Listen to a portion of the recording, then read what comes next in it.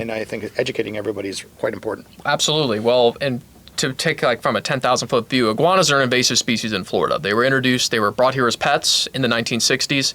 They were then released, and they're breeding.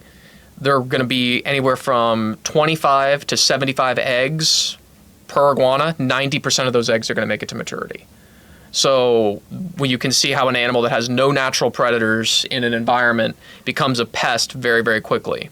When we talk about damages, Florida property insurers slid in iguanas with pest damage, which isn't insurable because they say, oh, you need to be doing remediation against your pest. So same way, if a property is doing nothing for their iguana control and they have a major thing like a seawall collapse, it happened up in West Palm Beach, they had a water control structure failure. It was a $1.9 million emergency fix. Wow.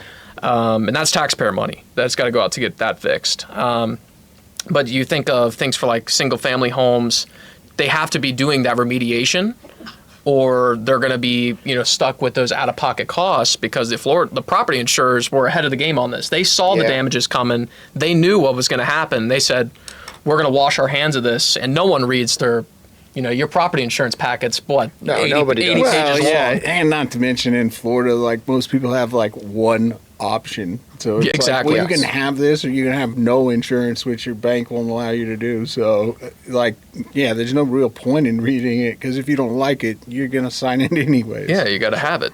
And 99% of people listening are homeowners. So can you just kind of dive in on the homeowner, Sure. what the common issues are?